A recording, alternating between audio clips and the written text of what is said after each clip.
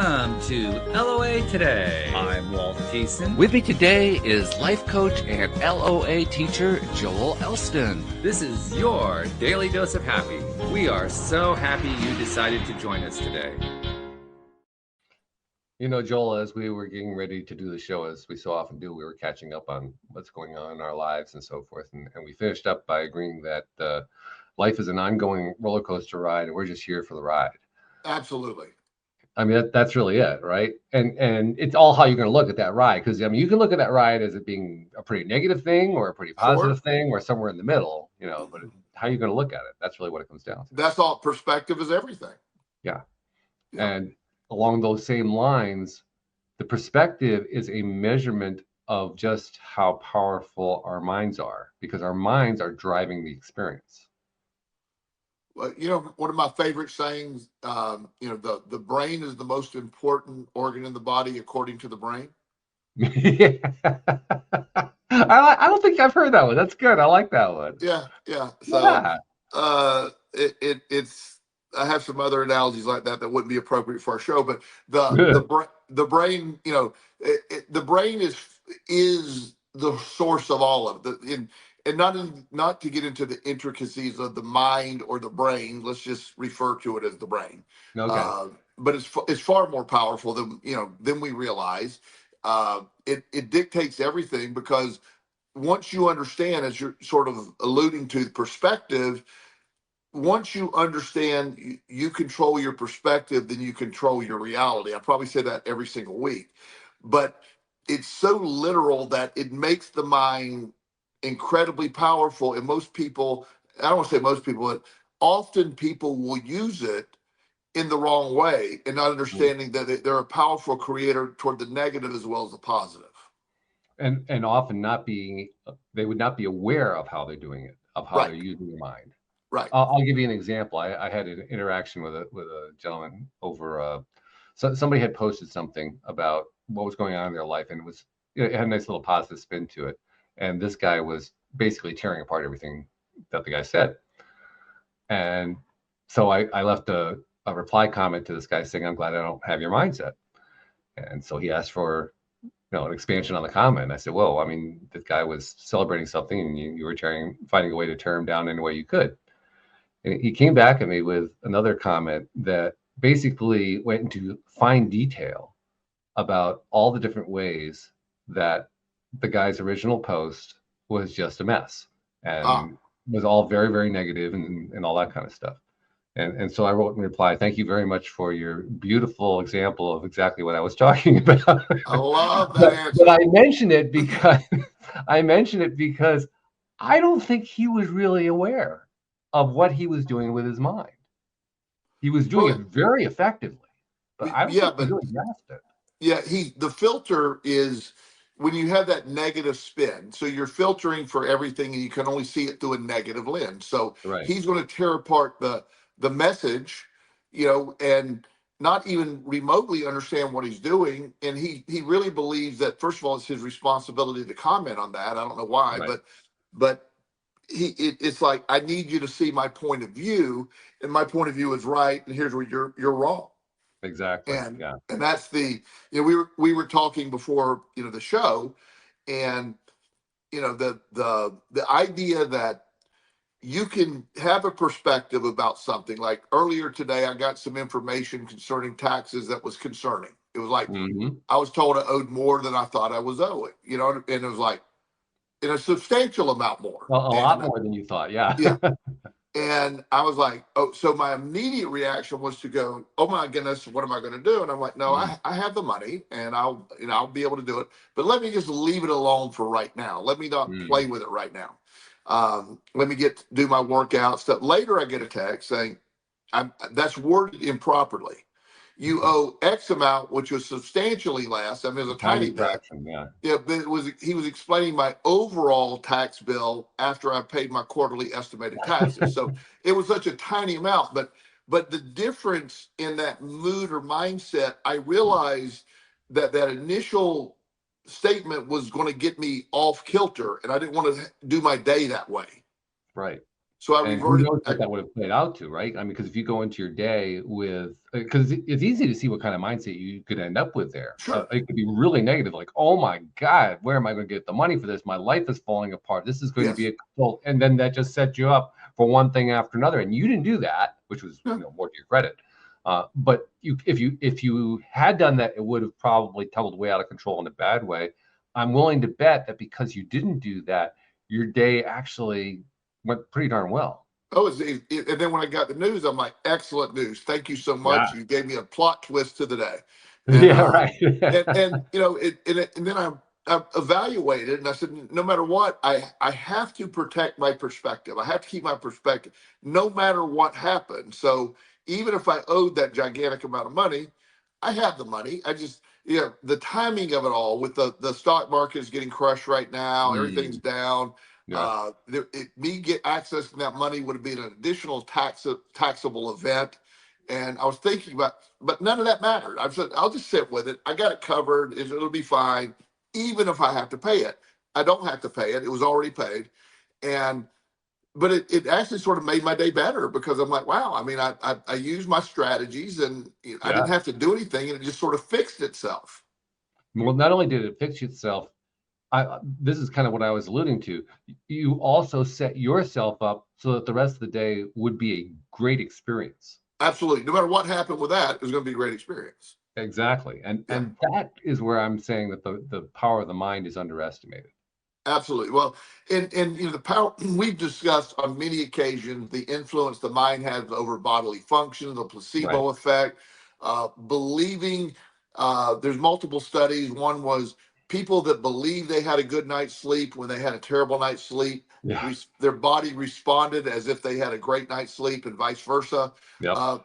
People that believed they were drinking zero sugar milkshakes did not have the same insulin response that when they were drinking. The body just That's astonishing, by the way, that one right there. that one blew me away more than anything. And it was like, wow, I didn't even understand that, Yeah. But the mind is going to respond, and so the we don't even know to the degree, because so much of it goes on that we're aware of, and you're participating in life, but the mind itself goes far beyond our even realization of what it does do. And so when I post often the statement says, you're more powerful than you possibly can imagine. And what I should say is, your mind is far more powerful than you possibly could imagine. That's really the statement. I'm not talking about necessarily physical strength. The mind has expansion and abilities far beyond we give it credit for. That's it. That last phrase, that's really the most accurate one. The mind Yes. is a whole lot more powerful than we give it credit for. Yes. And that's huge, because right. we do, well, let's be honest, we are all humans. And as humans, we do have a very strong tendency to not give ourselves full credit. Right. In fact, there are societal strictures against it. What do we say about somebody who is constantly giving themselves full credit? Oh, he's so full of himself. Yes. Right? Yes. So, well, nobody wants to be accused of that. So we have to calm it down, right? We have to tone the whole thing down and make it lesser than what it is. Right. Right. One of my young clients is doing, I think it's geometry. He's stuck on one of the maths, and I'm pretty sure it's geometry. I think he's 15. He said, I just simply cannot do geometry. And I go, you are so correct. And he goes, aren't you supposed to tell me I can? I said, you can, but you're stating a narrative that you're wanting me to. So I can't, my words don't mean anything, but in reality, you're not getting the resources. You're not giving yourself credit. You have all the tools to move to this next level of math, but yet you're not allowing yourself, because the statement you made. And so we worked on, just his belief prevented him from being successful in geometry. Now he's coming out with a different approach. He's, I said, I've asked you, there's 2 tutors available to you right now. You have not called either one. Let's call the tutor. Let's set up the appointment. And so his first tutoring appointment was the day after mine, because we made it while he was in my office. And he goes, when she broke it down the way she did, it makes complete sense now. I think I understand. I said, Exactly. You just needed it, but you made a statement that became your reality. Your body and your mind, your everything listens to what you tell it. Yeah. And the mind has a lot more power, but its limits are often, not often, they're almost always imposed by the negative belief system. The limits are your belief system. I can't do this. There's no way possible. Once I understood that, and you know me, I jump into stuff. I just jump in it. Like, let's start a new company. Let's do this. Let's do that. And it works. I don't really know Mhm. how it works sometimes, but it does, because I have a belief that it's going to work. And I'm comically unprepared, but I it know that works. feeling too. Yeah, Yeah. about being comically unprepared, because what you're really saying is you're walking into a situation knowing that, well, something is going to come out of it, but I don't know really what it is. And if I were to try to guess what it is, I'd probably be wrong. So I'm not going to say anything Let's because I just, don't want to be an idiot. But I yeah. know something's going to come out of it and it's going to be good. Yeah, and it always is. It's just that even if that isn't good, it leads to something that will be good. So it's Yeah. I believe in that. Some, brainstorming, thinking of ideas, getting out of your environment, thinking differently. Look at what could go right. The wild. I love brainstorming with the wild, crazy ideas. What's the most crazy idea you can Mm. think of? Yeah, absolutely. You used another word to it that I want to come back to. You said allowing. And the reason I wanted to kind of extract that from the conversation is that allowing is one of those things that we talk about needing to be able to do. The art of allowing is what it's often called. Yes. How do you allow something in? And at first glance, allowing can seem like, well, there's nothing really to be done there. I mean, allow? What do you mean allow? I mean, I allow it at any time. What are you talking about? Because we aren't really aware of how we're not allowing. We have a blind spot where that allowing is concerned, and this is Yes. an example of it, right? Completely. What you're really talking about when you're talking about allowing it is that you're talking about relaxing a piece of us that, how do you describe it, that has the limiting belief attached to it. Yes. I think it's the way you said Yes. More clear. My brain is not going back that far. it. Well, I'm just allowing you to go back. Okay, thank you. My brain said no. We're way down the road because I got We're like way down 15. the road, Yeah, right? we got statements coming up that are already loaded in there. I love it. That's funny. But the point is that I'm trying to make is that allowing, because it's one of those skills that we wish we knew how to do. This is an indicator of how to do it. If you're willing to allow yourself to be as brilliant in the mind as you really are, rather than the level to which you think you're permitted to be, then you are giving yourself full range. Yes. You see what Yes. I'm saying? I do completely. As compared to somebody who is kind of fitting that stricture I was talking before. Nobody wants to be accused of being full of themselves, right? So we're going to pull it back, and we're only going to allow ourselves to go a certain distance. We'll show this much power, we'll show this much ability, and we'll deny the rest of it because it's humble, right? Well, it's good to be humble, so we're going to be humble about it. Yes.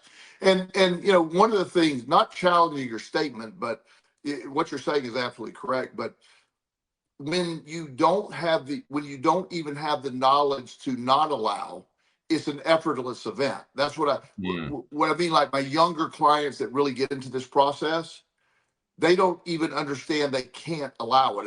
It's not even part of the function. That's why they are so efficient at it. They don't have to allow anything because they mm. don't believe there's any limits in the first place. Right. Yeah. So So, if you're in the right mindset, the allowing piece is almost bypassed because you're just assuming it's there. It's all, well, we're going to do this, and that's part of that reasoning that I'm such a believer in younger people, young teens and early 20s being able to get into the law of attraction really well, is because, okay, well, that works. There's nothing to stop that. There's no limiting belief that built up over 50 years and programming that built up over that. It's like, when you were, I always tell the statement, you remember when you were 8 years old and you believed that everything was amazing and all mm, that, and then you grew up.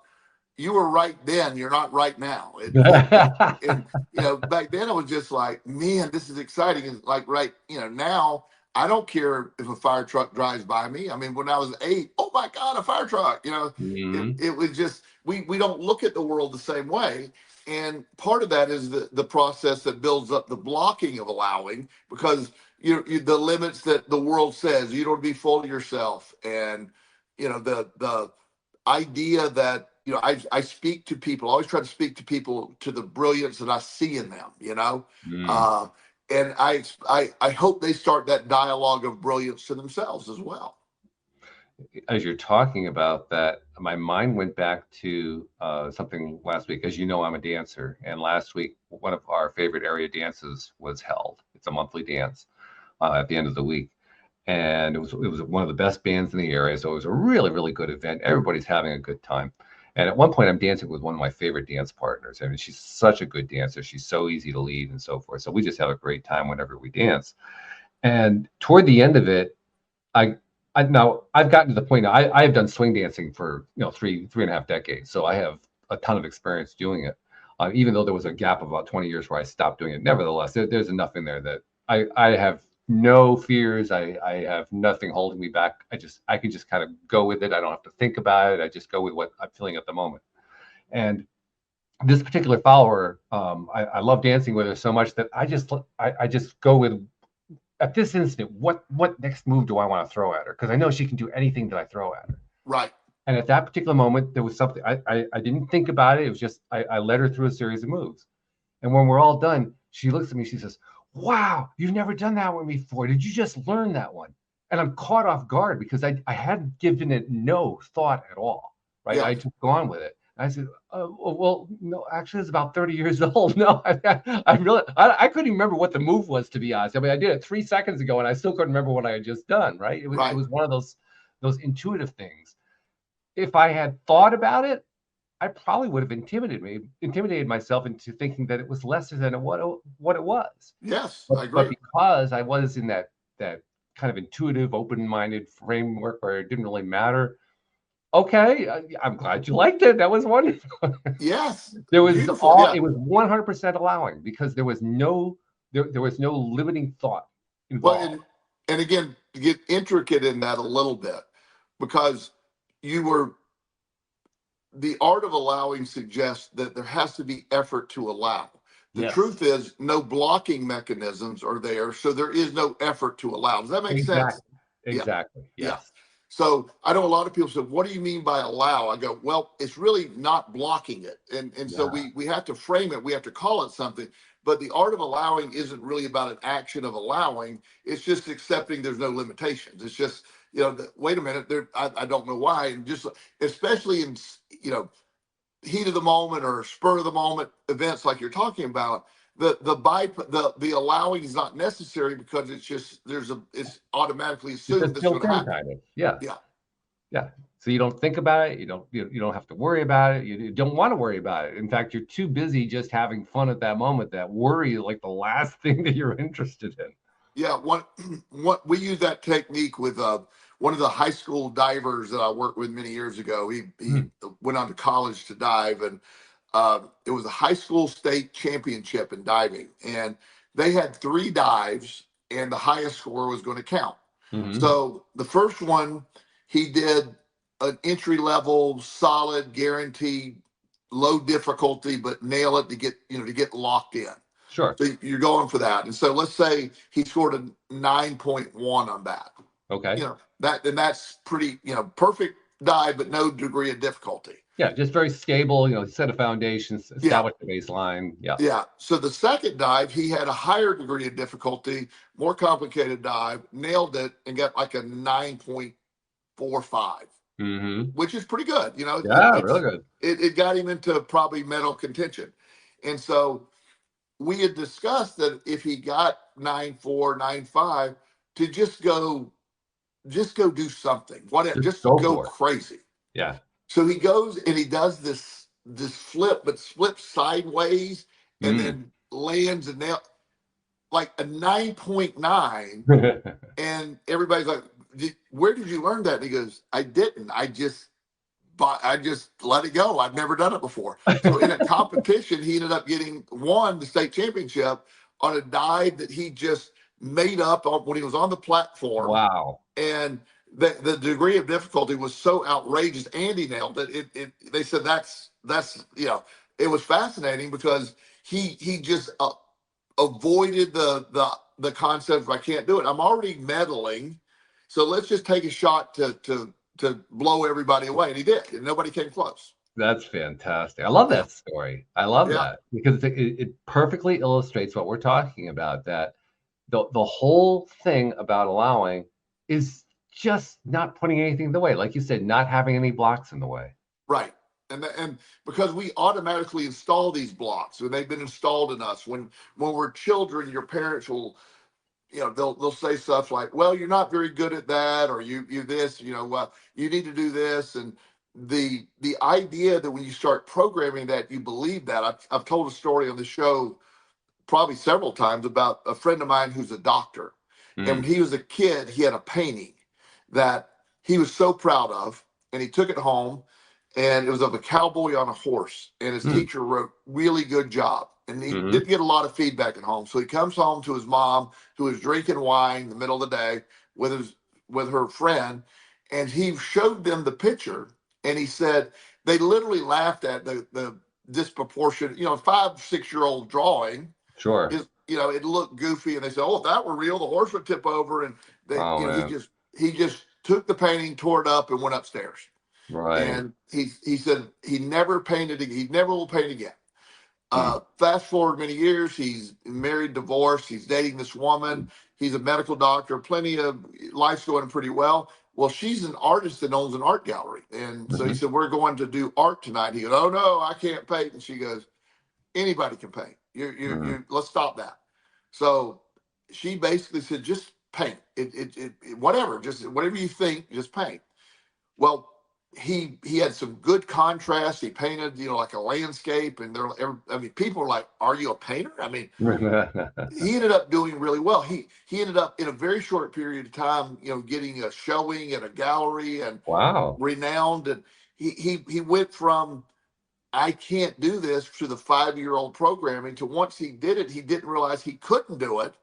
And so he bypassed, and most people never get their own showing for years. Yeah, sure. He got one right away, and he goes, right. "Oh, I didn't know that." He had no limiting beliefs left.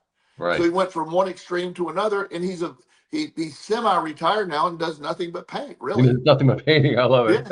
Yeah, he loves it. And he sells stuff, and he does really well with it. So I've told this story before, but I'll tell it from a slightly different angle this time.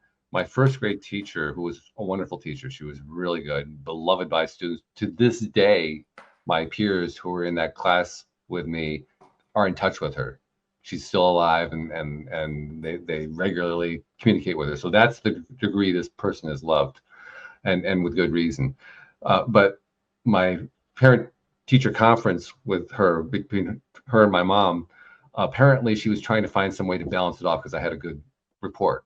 And she was trying to, make it a well-rounded report. So she said that I would never be very creative. And my mom was reluctant to even say that to me, to tell me that is what had happened. She told me a few years later. So I wasn't adversely affected by it. But it was one of those things where you hear it, you're kind of annoyed, like, really? Especially with her, she was such a good teacher. She really said that. Well, a few years after that, after I'd grown up and so forth, I began to kind of take count one day of my various creative ventures. And it turned out at the time I was working as a graphic designer for an advertising agency. I was a musician. I was a composing musician. I was a writer. To this day, I'm a writer. And when you add it all up, it's like about the only creative form that I didn't do was painting, to mention painting. I did all, and drawing. I have basically done all of them.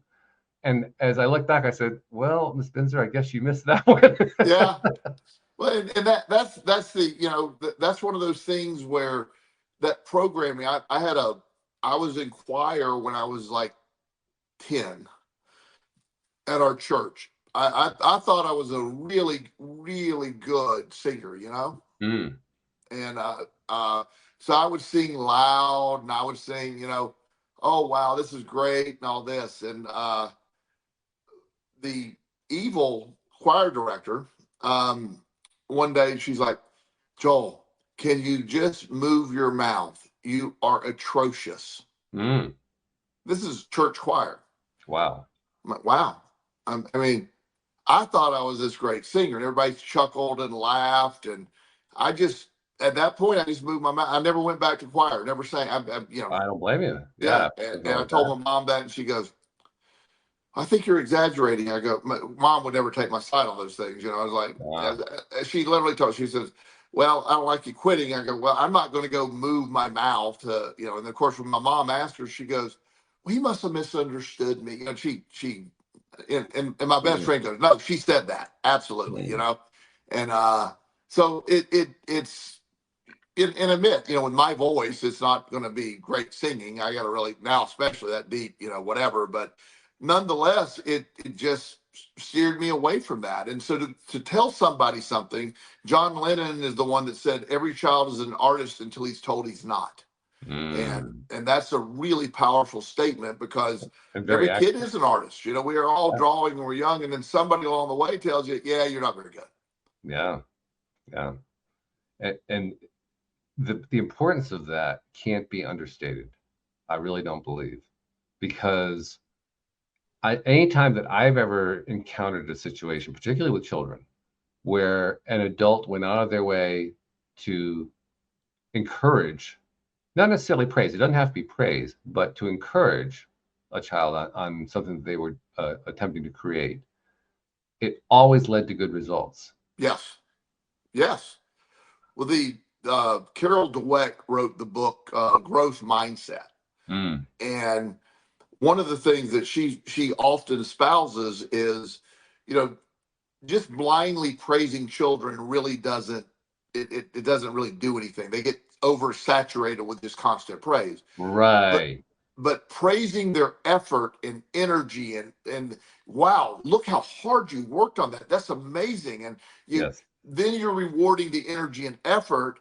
And and if they're fantastic, you say, and you're an incredible artist as well. But don't just say you're an incredible artist when they're like, okay, that's a pretty average picture. But you could say, you put so much work in. I admire your work ethic. I admire your effort. Now they're going to try even harder and harder and not feel like they're failing. So it isn't always about just here's a trophy, you did great.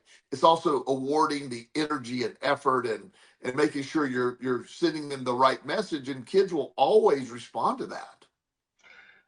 What you are describing very eloquently is the distinction between the form of praise I always cringe at and the kind that I really appreciate for a kid. Yes, The one that I yes, always cringe at, and it's amazing how many parents and teachers and so forth use this. I cringe every time I hear it. It's good job, good job. And it's so overused that, I mean, the kid doesn't even have to have heard it overused, and he can hear in the tone of the voice what it means, yes, as opposed to, wow, I really like that you did A, B, and C with this, which is very specific to that particular situation with that particular child and that particular encounter. It's an entirely different experience. Now, many people don't think that there's a big difference there. yeah. I think there's a huge difference. Oh, well, so much of it is because first of all, telling great job over and over and over, it's not a great job every time. It's not, it's just, it's one of those dismissed comments. But when you get Yes, specific about, I love how you shaded the background, or, right. wow, that was a great color choice, or, Yes. how do you think of that? And that reinforces them as an artist. I had one good encounter in sixth grade. I was your normal obnoxious sixth grade middle schooler. So they had us. This art teacher comes into our class and says, "Draw whatever you want to draw. Here's some crayons, whatever." So I just grabbed a purple crayon, and I drew very remedial dog, a purple dog. Okay. So they collect all the papers, and then so they started. One day I get this letter or this note from the principal said, I've been invited to art class. I went, did she look at my purple dog? I mean, that's not, these some people doing some great drawing. And so I got there and she said, I said, I literally told her, I said, I think I'm here by mistake because I just drew a purple dog and sort of didn't really try. And she goes, I wanted to talk to you and understand the purple dog really intrigued me. What is that about? And I just said, well, that was the first crayon that was there. I just picked up the one that was right in front of it. And so she said, but no, she said, she made me feel like I was an artist or had a vision. Now, I really just did pick up the crayon that was in front of me, and I didn't really care. But Right. I participated in the art class and improved a lot in art. I, Mm. obviously didn't follow with that, but it was I love the way she just found something in that, and it's Right. like these other people were in there with me. They were really good artists, and I'm the purple dog guy, Right. Right. and but it was okay. It was Mhm. she said, well, art is subjective, and she said my favorite color is purple, and she said, you really, is that what your dog looks like? And I go, well, it actually is exactly what my dog looks like. And so Okay. and so she said, well, so you put something in your heart, and it was like, I still thought she was half crazy, but I was like, at the same time, like, wow, it made me feel good. And, Yeah. it's something that, I didn't continue with art or anything along that line, but it was a Sure. moment of self-esteem. And if everybody sort of approached things that way, of like, I love your work ethic. I love your, my dear friends that used to be neighbors and we're still very close. And, you know, her, the youngest is 7 and she's in gymnastics and dance. And she has the best work ethic. She never misses practice. She works so hard. She practices at home. Mm. And, I'm just like, I love how not just how great of a dancer or cheerleader you are, but the energy you bring and how much and she focuses on every little detail. And she has us, we watch every routine multiple times. Trust me, multiple times. Now it's fun but she is I'm really, first of all, I am impressed, and she picks up on that. So she believes she has a good work ethic. She understands at 7 what that means. You try really hard, and so since she believes that, her reality is, teacher says you're the hardest worker in the room. I'm reminded through that story, and I love that story, by the way, but I'm reminded of a study that was done in the 1950s. Of course, in the 1950s, that was where a lot of the seminal studies were done on human behavior. Oh, And yeah. one of this particular study, they took a grade level at a school that was going to be divided into 3 different classes with 3 different teachers. And they divided them up, and first teacher, they said, you're getting the honor students. And the second teacher, you're getting the ones in the middle. And the third one, you're getting the remedial ones. And then they went through the year and evaluated at the end of the year. And at the end of the year, that's exactly the way the grading came back. Yep. The only one problem was they didn't actually divide the kids up that way. It was all very randomly divided. So the expectations of the teachers is what led to the results of the Absolutely. students. That study, by the way, has been repeated over 2,000 times, and with twist on that. 2,000. I didn't know that. Yeah, 2,000. they've done all different times. My favorite variation where they basically had this one kid going to 3rd grade. They picked a random kid who was very average, Mm. and they met with the 3rd grade teaching team saying, he's tested higher than anybody's ever tested before. He literally is a genius. And he was very middle of the road IQ, smart kid, Mm. but Mm. middle of the road. The teachers, the team of teachers literally treated him like he was this genius. Mm. His IQ points went from the measurement from the end of the year went up in an unexplainable amount. And his belief in that, and they taught him that way. They taught him as if he was genius. So, but that test and many variations, but it proves that point that the mind and talking about crazy studies, uh, the this would not be allowed today because there's so many of those studies were brutal to animals. But Yeah. The story that the study that really sort of exemplifies in a weird way what we're talking about. They took a rat and they put it into a container of water where it couldn't get out. Mm. And after about 2 minutes of desperately trying to get out, the rat just accepted it couldn't get out, and it gave up, just sort of did. Now, they then pulled the rat out and sort of revived it, gave it some food, let it rest. So they started with a baseline. The rat lasted 2 minutes. When it realized it couldn't get out, it gave up. Mm-hmm. Same rat goes the next day, goes into the water, same situation. After 2 hours, they finally pulled it out because the rat wasn't going to give up. The rat understood that he would survive eventually and never gave up. So after 2 minutes, no belief would get out. The rat understood there was a way to survive this. And after 2 hours, everybody got bored and pulled the rat out. Again, brutal study. But it really exemplifies when the mind believes, the brain believes it's capable of great things, of far more than we realize. But when the mind's limited by a false belief, in this case, there's no way out of this puzzle for me, so let me accept my fate, the rat would have died.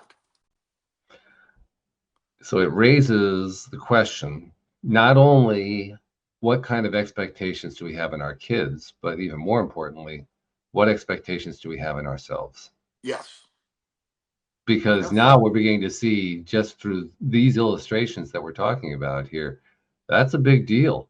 What we think about our own thought process, our own abilities, our own beliefs about what we can and can't do, that's pretty huge. Now we're really touching on what this art of allowing and limiting belief thing is really all about. Sure.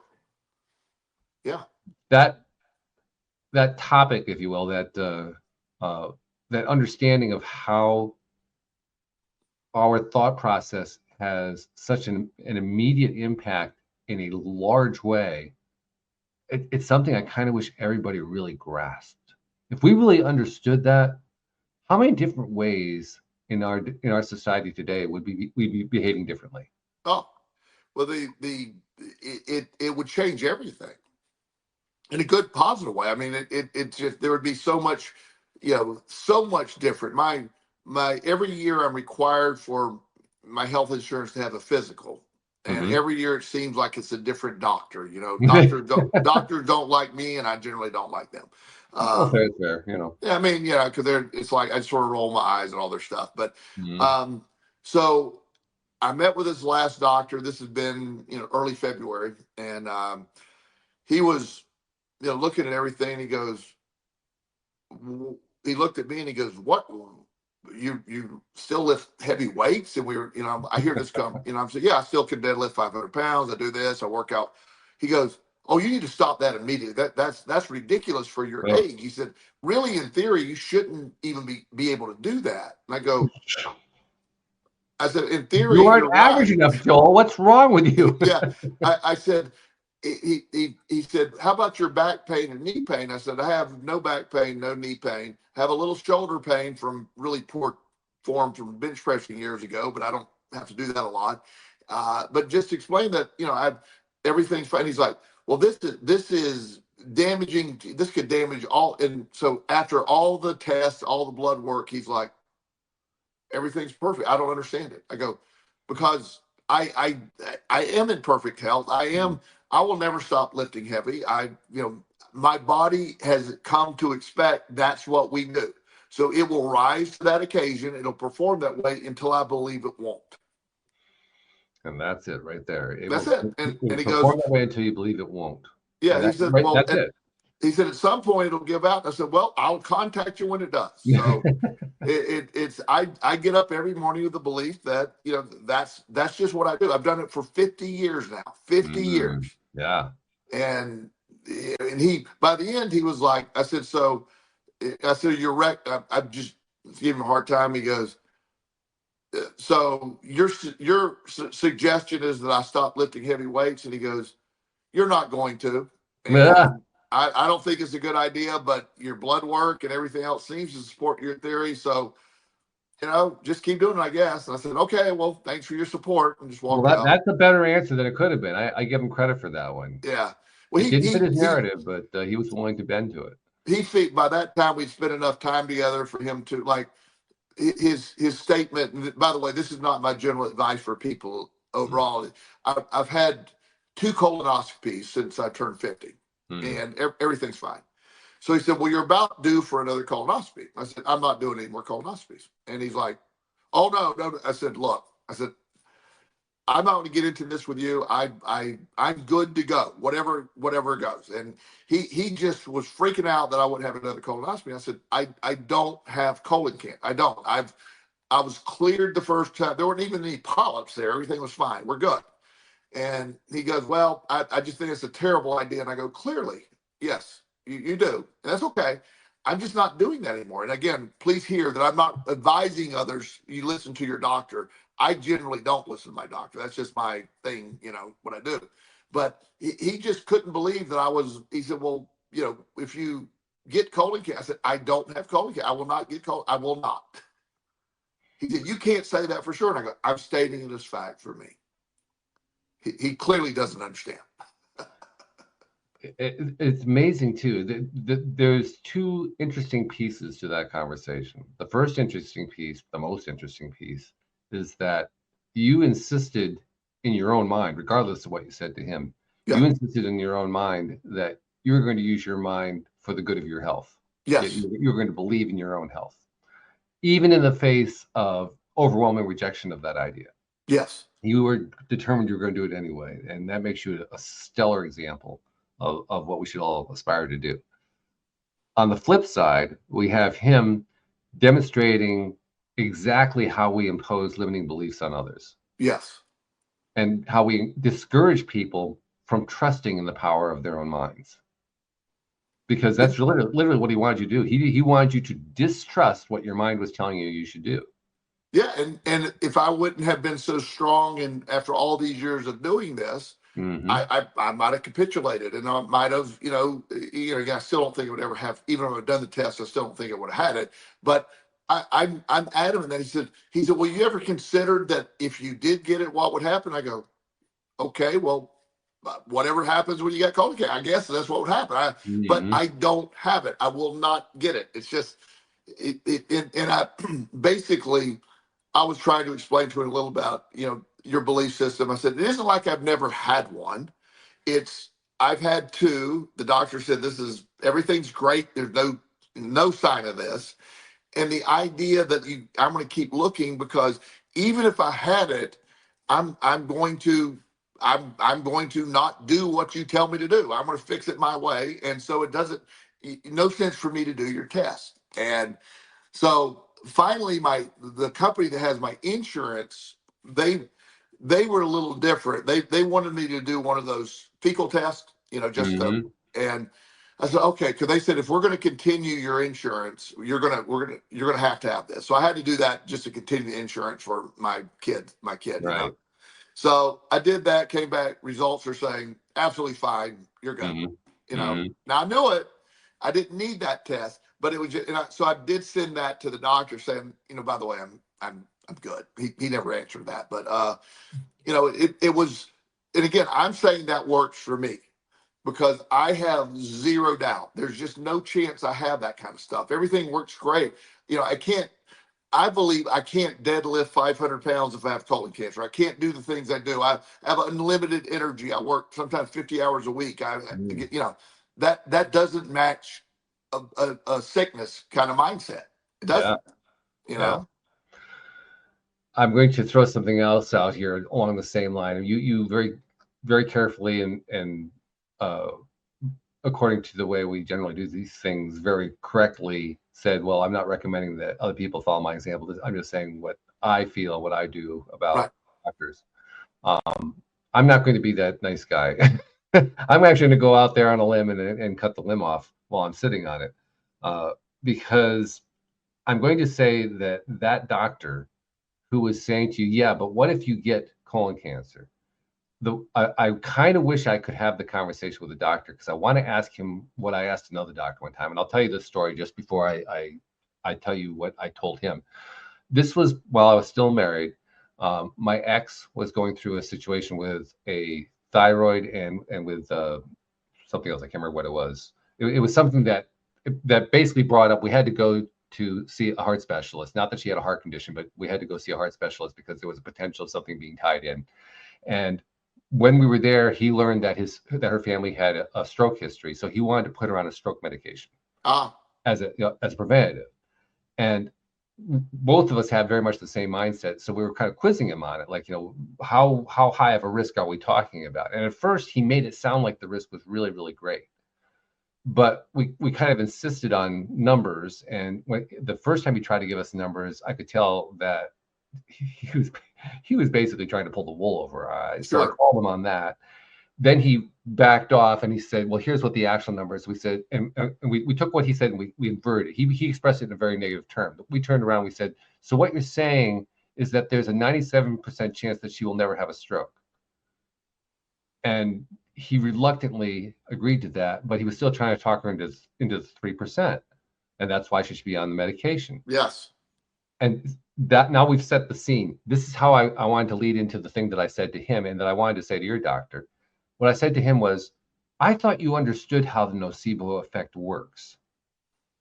And for those people who don't know what that is, nocebo is the flip side of the placebo effect. It's basically the idea that if your doctor tells you that you're going to have something that makes you sicker, you will be more likely to become sicker in order to live down to that diagnosis.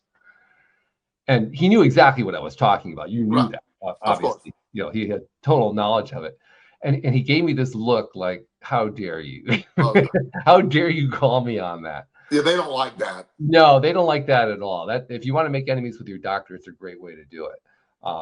But I have no apologies for it, because the simple fact was he was giving my ex-wife advice that was basically designed to encourage her to eventually have a stroke. And I wasn't going to stand for that.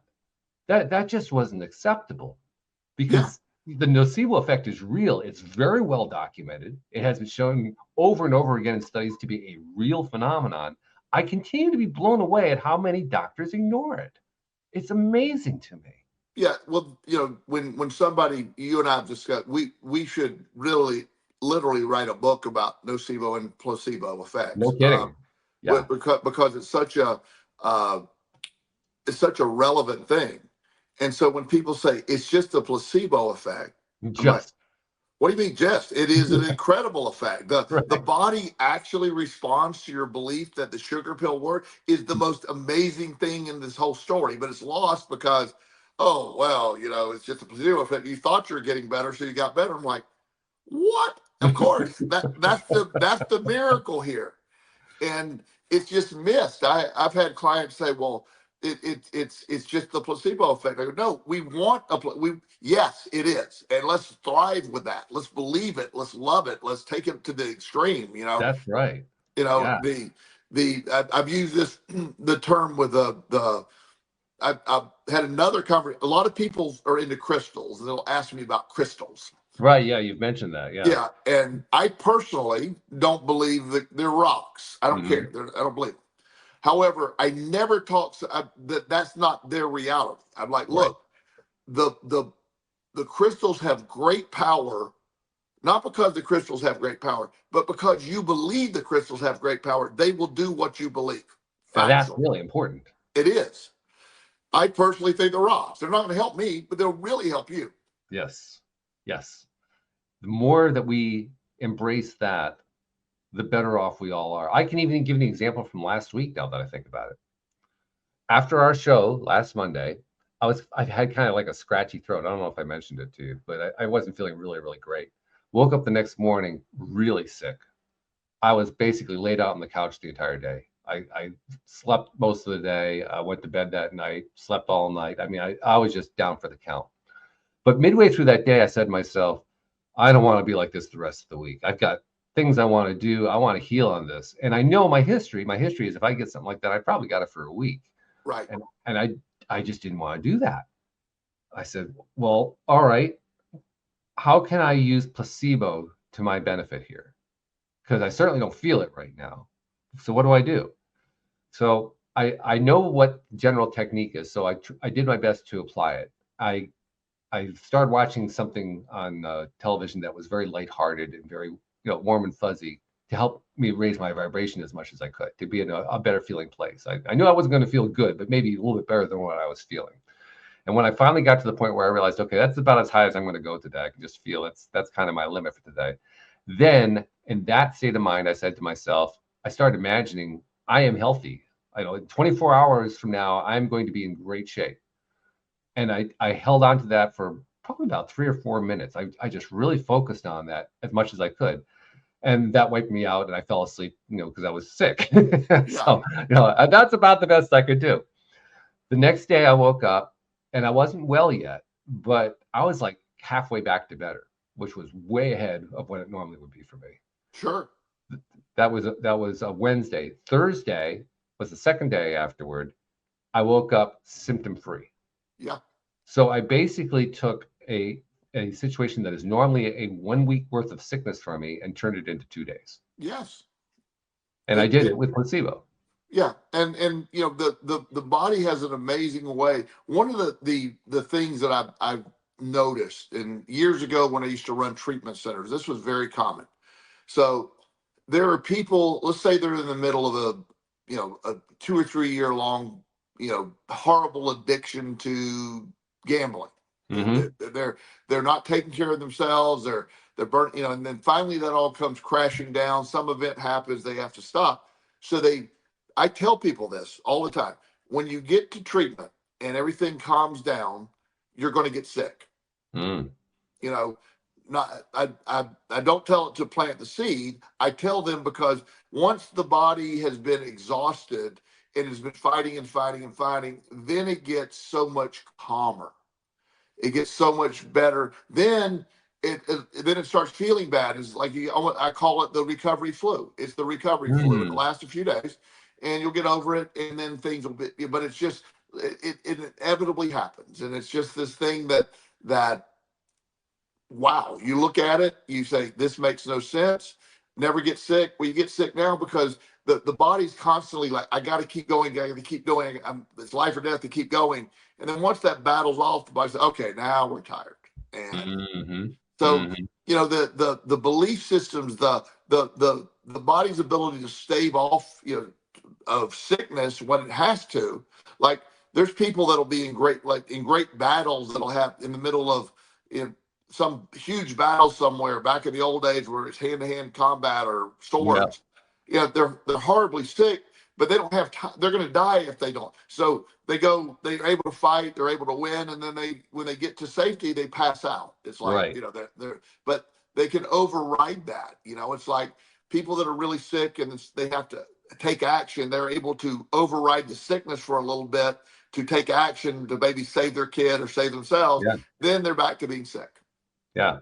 Yeah. We haven't talked about it lately, but years ago, we were talking about the power of the mind and how it has been documented that humans have applied it often in situations of crisis. And the classic example is the mom whose kid gets stuck under a car and she Just pick does it the up. impossible and lifts a car that's far more than she can possibly lift Yes. off of the kid. Yeah. And then can't possibly reproduce it the next time that she's asked to do it. Well, no, because it's that heat of the moment that I had a client one time that had she was originally sent to me because she was unable to walk, which is not my normal client. But the doctor said that she physically was fine. There was something blocking her from walking, and I needed to work with her on that. So Okay. try hypnotherapy and different things, and no matter what we did, she just had a belief she couldn't walk, and so she used a wheelchair. And she had this beautiful home, and her bedroom, the master bedroom, overlooked the indoor pool. Oh, okay. And so she's in bed, and her daughter and her very young grandson, who was like 1.5 or 2, were visiting. And so the granddaughter or the daughter was getting stuff together and trying to bring food up to her mom. Well, the granddaughter slips and literally like breaks her like bad break, not Mm. sort of broke, like a compound kind of fracture break. Oh my goodness. Wow. So she's screaming, "Mom, call 911. My legs broke bad, and I don't have my phone." So her mom has her phone. But in the meantime, while that's happening, this lady hears a splash in the pool. That was the baby fell in the pool. Wow. She hops out of bed, jumps over the balcony, lands in the pool, pulls the baby out, goes in there and helps her daughter before she realized she was walking. Mm. So whatever was blocking her ended that day. Yeah. It's that there. It just was this amazing thing. She went from I can't walk to hurdling up something, pulling her grandson out, Mm-hmm. then helping her daughter, calling it. It's like, what happened? I go, whatever was blocking you overrode it. That tragedy, that potential tragedy, overrode. You were not going to have your grandson drown in the pool. Your daughter couldn't get to it. 911 is not going to get there in time to save your grandson. Right. So Right. you had no option but to override that, and you did it without thinking. Which is fabulous. Yes. Which is absolutely Yeah, fabulous. that's a great. I always loved that. That was an amazing story. Now, the real trick, of course, as much as I love that story, the real trick is to figure out how can we do that without having to face a dire situation. If we can bottle that up, we're going to be billionaires. I promise you. I think you're right. Yeah. That doesn't stop me from wondering what the solution is, though, because there's got to be a way to do that. There's got to be enough. I want to figure it out now. So that's seriously. If we ever could bypass all that, that's fantastic. Well, maybe we'll have an answer by next show. Who knows? Yeah, I have one, and I know we're right at time, but I have this other story. Years ago, my sister, my parents were remodeling their house, so they were staying with my sister's house for a little while. My sister didn't get off until usually at 11 o'clock. She was a supervisor at this insurance company call-in center, and so my parents, who always go to bed at like 9 o'clock, they turn off all the lights, they go to bed, and my sister gets home and they're not there. So while they were there, my sister had this beautiful boxer that she loved. That was her child. And so the while my mom and dad are watching TV, the dog made this yelp and sort of had a heart attack and died instantly, Oh like my laying on God. the floor. Yeah. Wow. And so they were so worried that my sister was going to be devastated. That was her baby, basically. Sure. So what happened was my sister got out of the car and realized that the lights were on and knew something was wrong. So she went into what happened to my brother. Did something happen to my brother? Because this wasn't after long after TJ had died. Oh, wow. And so she comes running in the house and goes, "Is Joel okay?" And she goes, "Yeah, why?" Oh, He goes, "But unfortunately, I forget the dog's name. The dog passed away tonight." Mm-hmm. And my sister was like, "Well, that is bad news, but where my mind was going," she said in a weird way, it sort of muted the effect. She's Mr. Dog, of course, and all that. But that initial action of what are we going to, like, is my brother safe? Assuming that something happened to my brother after we lost her nephew, that overrode. It was bad her dog died, but it wasn't. It didn't have the same impact. It's almost like it diluted because the perspective would change from, "Oh my God, this is terrible," to, "Well, this is bad," but just adjust perspective, if that makes any sense. Well, not only does it make sense, I love how, I mean, we always try to find ways to talk about how perspective is really so valuable and all the different ways that you and I consciously try to use it in our own lives. You try to help your clients to use it and so on and so forth. I love the examples we came up with today simply because they're quite different from the ones we normally talk about. Yeah. But they do illustrate beautifully how those perspectives can lead us to a more powerful situation, more powerful position in our own lives. Absolutely. Just by having those perspectives. So perspective is everything. It really is. It is. So another great show. Thank you very much for exploring all this with us today. I appreciate you so much on this. I enjoyed it, my friend. I did as well, and hope people got a lot out of it. At the very least, we hope that you got out of it that you have more power in your brain than you've given yourself credit for, and maybe it's time to try to explore it a little bit. If you can get that much out of it, this is a victorious show. Huge. Have a Yeah. great evening, my friend. Thanks Yep, for you do the listening. same. We'll see you all next time here on LOA Today. Goodbye, everybody.